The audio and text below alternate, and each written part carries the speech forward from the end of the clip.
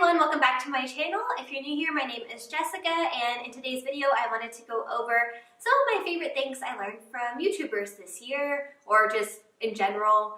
I love YouTube. I watch YouTube more than TV, so that is what inspired today's video. I wanted to share different things I learned from different YouTubers. One of my favorite YouTubers this year has been Grace Fit UK. I had heard of her in the past, but I didn't particularly watch her videos. And I guess I saw her more on Instagram than YouTube like months ago, I guess like a year ago or so.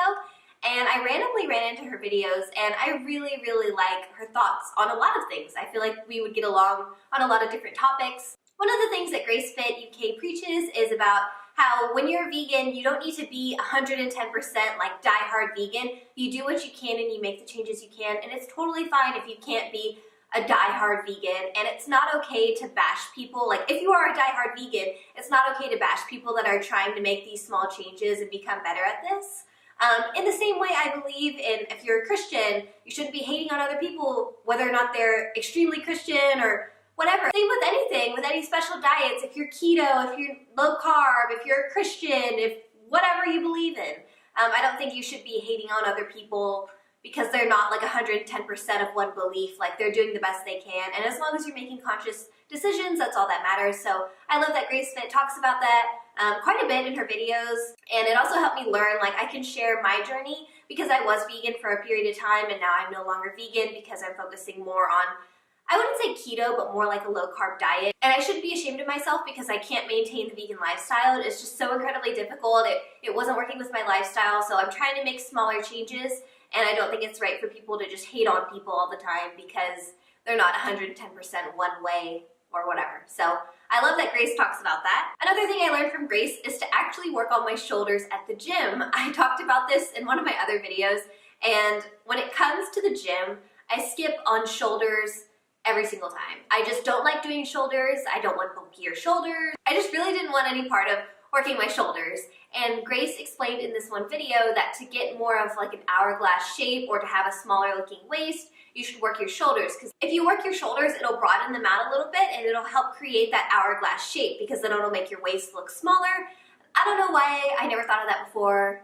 That's just foolish of me. So now I have been starting to do shoulders, and I've tried to make my weakness my strength. Thank you so much, Grace, because I have already started seeing results from doing that. My waist looks way smaller, which is what I want, which is just the goal for me. I already kind of have the genetics for it. I just need to work on working out to make it look more distinct, I guess. Next up is Patricia Bright. I love Patricia Bright. I think she's so entertaining. I think we'd probably get along as friends because she's kind of quirky like I am. In one of her videos, she had talked about like being herself on camera and really leaning into and embracing who you are. And for me, it's been kind of difficult this year to do that online anyway. Like, I used to have completely different stuff posting online, and I realized I'm kind of quirky and funny and just silly, and I should lean into that and like focus my personal online brand into that, as opposed to trying to be more normal and more toned down and, you know, just not who I am. Like, I am goofy. So to lean into that, and I learned that from her, and just seeing her talk about that and then kind of referencing back to her content and the way that she is in her videos, I guess seeing that was just really reassuring for me, because for so long I didn't want to include who I am in my content. Being able to truly be yourself, like online, like on Instagram and YouTube, and just lean into who you are is definitely a vulnerable thing, because I don't know, I don't know, it's just hard to explain, but I really have learned that from her. On top of Patricia, my fiance, and her have also I just feel like encouraged to be myself on camera and not be so like dull and boring and stuff like that. So thanks, Patricia, appreciate ya. Whitney Simmons, this also isn't like her normal content. Her stuff is really like fitnessy based, which I really like. I love her workouts on Instagram and everything. I think she's such a great person.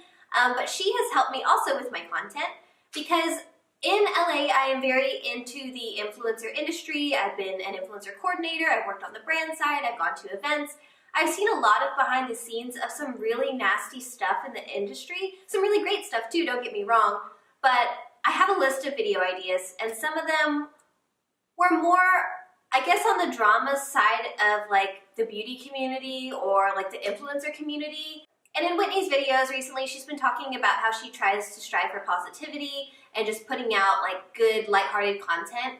And it really made me rethink my decisions to post certain videos and to film certain videos. Because yes, I have the right to point out things that are wrong in the community, but on one hand, I shouldn't be outing a person. Like, there's certain people that aren't who they are online in person. If someone else wants to go ahead and out them that they aren't like nice people in real life, then that's totally fine. But that's not something that I necessarily want to be doing. And I also don't want to be perceived as like a drama type of a channel. Like if I'm posting and calling out like people or whatever, I don't want other viewers of YouTube coming to my channel expecting drama. I don't want like a fan base around that. I want a fan base more around positivity. Yes, I am going to share like certain videos, like I was on national TV and it was a complete disaster, and I'm going to film that soon because that's a completely different thing, but I don't want to be starting drama or negativity. I want y'all to be able to come here for positivity and entertainment reasons, not just because I talk, I don't want to be someone who just talks crap about people online.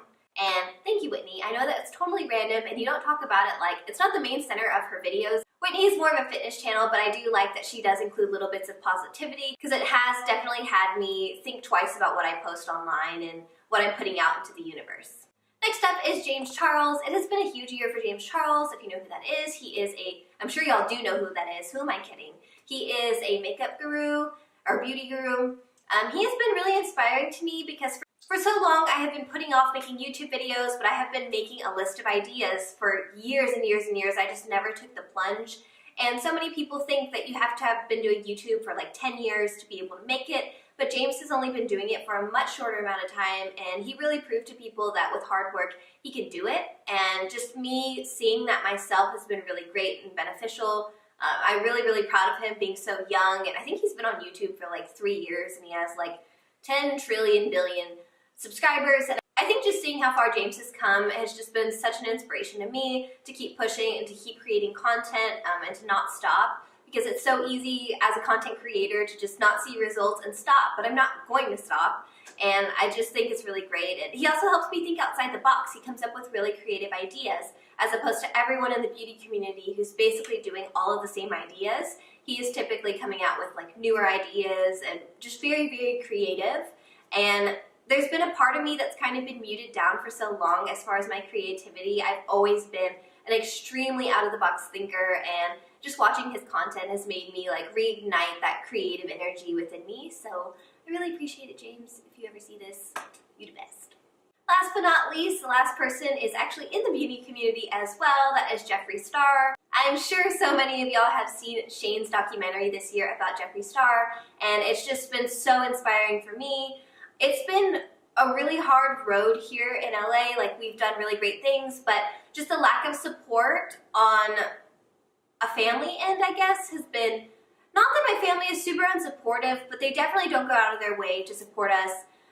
And it's just been hard, and like a lot of family members bash what we do, and it's just not fun. I'm so grateful for my friends from back home that have offered support. They know who they are, they text me, they reach out, and I'm so appreciative of that. Going back to Jeffree Star, if you watched his documentary where you saw him go back to his old apartment in North Hollywood, my old apartment before moving into this house is actually in the same neighborhood. It's 1 street away. So whenever I saw that documentary, I was like, oh my gosh, that's right there. Like outside of my balcony window, that street is right there.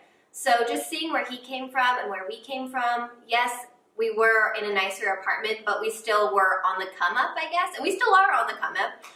But now I live in Calabasas, which if you know much about Jeffree Star, you know he also lives in Calabasas. His neighborhood is that way. He lives in Hidden Hills, and that's like across the street right here.